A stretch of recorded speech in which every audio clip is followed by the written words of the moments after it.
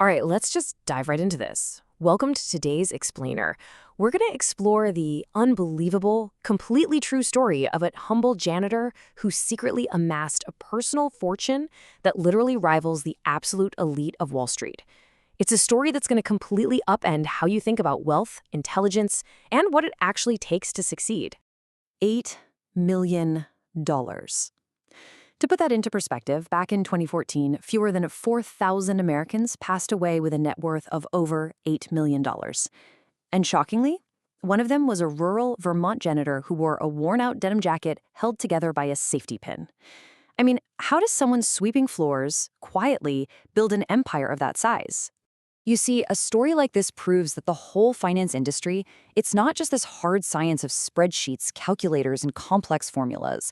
Like financial author Morgan Housel points out in his amazing work on the psychology of money, it's actually a fascinating psychological show guided entirely by human behavior. It's really not about what you know, it's about how you act. So, to truly get this, let's look at the man himself, Ronald Read. Born in 1921 in rural Vermont, he walked or hitchhiked 4 miles every single day just to get to high school.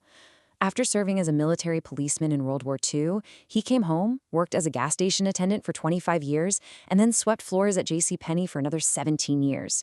He never earned more than $40,000 a year during a working career spanning from 1945 to 1997, and he lived in a super modest $12,000 two-bedroom house.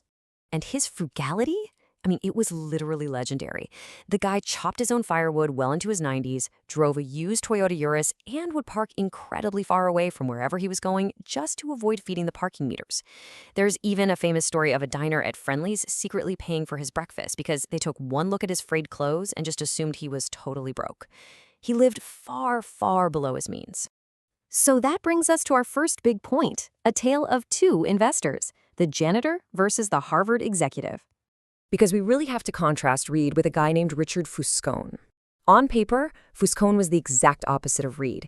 He was a highly successful, Harvard-educated finance executive with an MBA. Praised by industry leaders for his brilliant business savvy, he was actually so successful at Merrill Lynch that he retired in his 40s to become a philanthropist. He had every conceivable advantage and pedigree in the financial world. But here's the massive twist, and it's a wild one. While Read was quietly stacking millions to ultimately donate over $6 million to his community hospital and library, Fuscone went in the exact opposite direction. He borrowed heavily to expand an 18,000-square-foot mansion with 11 bathrooms costing $90,000 a month just to maintain. When the 2008 financial crisis hit, Fuscone ended up completely bankrupt, literally telling a judge he had zero income. His massive home was foreclosed. Seriously, I want you to pause and ask yourself right now, in what other industry on the planet could someone with absolutely zero formal education, no training, and no experience massively outperform a highly trained expert with every possible advantage? You would never, ever see a janitor performing a heart transplant better than a Harvard-trained surgeon, but it happens in investing. Which perfectly sets up our next section, the psychology of money, where behavior is greater than intelligence. The answer to that question reveals a totally foundational truth about wealth. Financial success, it's actually a soft skill driven by your behavior, not a hard science driven by your intelligence or your academic degrees. As Morgan Housel outlines, a certified genius who loses control of their emotions can be an absolute financial disaster. Conversely, an ordinary person with zero financial background can build immense wealth if they just have a handful of behavioral skills. And that brings us right to behavioral finance. This whole field basically merges psychology and economics to acknowledge a simple, undeniable truth. Humans often act completely irrationally when it comes to their money. We're driven by emotions, perceptions, and these deep-seated biases rather than pure mathematical logic. Because those common behavioral biases, they are the exact traps catching typical investors every single day. Richard Fuscone fell victim to massive overconfidence and greed when he heavily leveraged that huge mansion. Ronald Read, on the other hand, used strict, systematic routines to minimize his emotional reactions and completely ignored the herd behavior of chasing hot trends. Now back to Read. His success absolutely wasn't a lottery win or some lucky gamble. It was just the mathematical certainty of time, patience, and compounding interest, stretching over an astonishing 69-year investing horizon.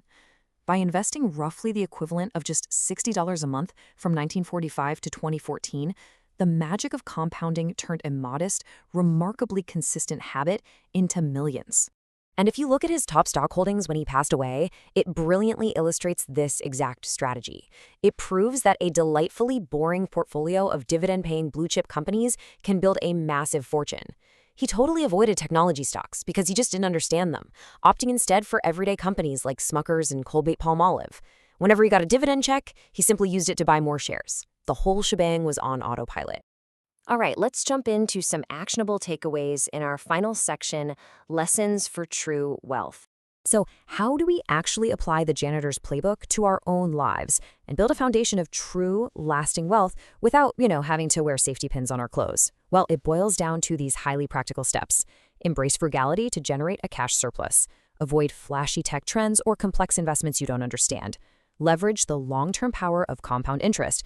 And be a relentless learning machine. Reed spent hours at his local library poring over the Wall Street Journal to stay educated. Now, really quick, it's vital to remember the guy wasn't completely flawless. He actually owned shares of Lehman Brothers when the company completely collapsed in 2008. But his heavily diversified portfolio of over 95 stocks across healthcare, banks, and consumer goods ensured his overall strategy effortlessly survived that massive loss.